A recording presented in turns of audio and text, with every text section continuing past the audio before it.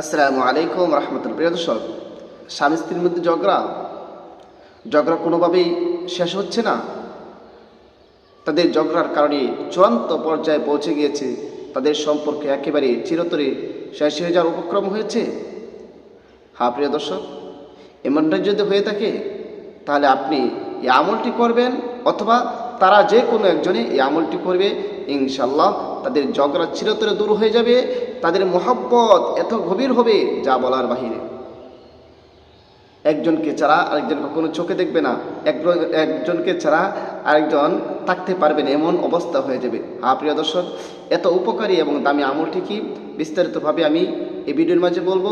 তবে ভিডিওটি শুরু করার আগে আপনাদের কাছে ছোট্ট একটা রিকোয়েস্ট, যারা আমার চ্যানেলের মধ্যে নতুন আছেন অবশ্যই চ্যানেলটি সাবস্ক্রাইব করে পাশে থাকা বেল আইকনটি বাজিয়ে দেবেন। প্রিয় দর্শক, দুনিয়ার মধ্যে স্বামী স্ত্রী একসাথে চলতে গিয়ে ঝগড়া ফাসাদ হয়, নর্মাল হয় এটা সবসময়, কিন্তু মাঝে মাঝে চূড়ান্ত পর্যায়ে পৌঁছে যায়।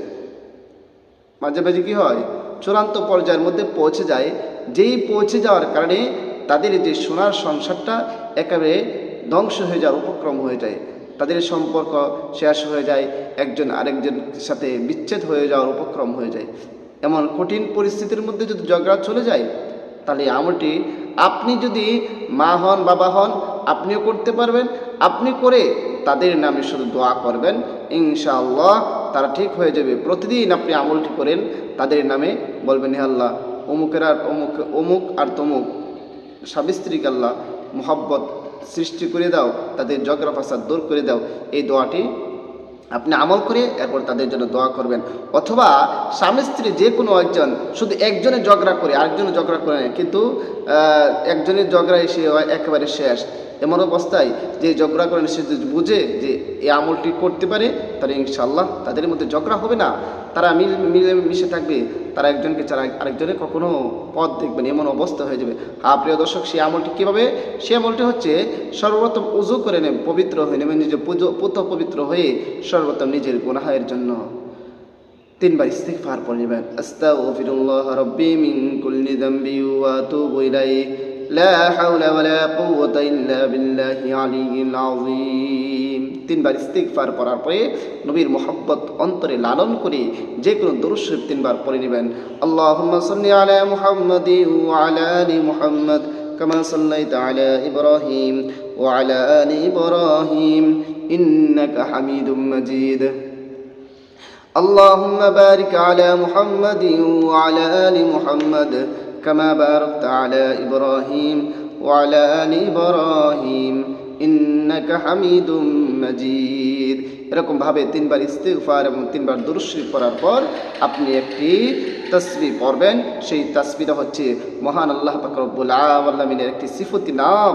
আল্লাহ পাক রব্বুল আলামিন পবিত্র কোরআনের মধ্যে বলেছেন যে আল্লাহ তাআলার অনেক সুন্দর সুন্দর নাম রহিয়াছে, তোমরা এই সুন্দর নাম দ্বারা আল্লাহকে ডাকো, তাহলে আল্লাহ ডাকে সাড়া দিবে। আল্লাহ পাক রব্বুল আলামিন আরও বলেছেন যে তোমরা আমাকে ডাকো, আমি তোমাদের ডাকে সাড়া দিব। সুতরাং আল্লাহর এই সিফতি নাম দ্বারা যদি আমরা ডাকতে পারি, আল্লাহ পাক রব্বুল আলামিন আমাদের ডাকে সাড়া দেবে। সুতরাং আপনি মহান আল্লাহ পাক রব্বুল আলামিন সেই সিফাতি নাম ইয়া মুসাব্বিরু আপনি পড়বেন। ইয়া মুসাব্বিরু যতবার পড়তে পারেন পড়বেন, কোনো নির্দিষ্ট কোনো সংখ্যার প্রয়োজন নেই, আপনি যতবার পারেন আপনি পড়বেন। পড়ার শেষে আবারও যে কোনো দরুদ শরীফ পারেন পড়ে নেবেন 3 বার সাল্লাল্লাহু আলাইহি ওয়াসাল্লাম সাল্লাল্লাহু আলাইহি ওয়াসাল্লাম সাল্লাল্লাহু আলাইহি ওয়াসাল্লাম।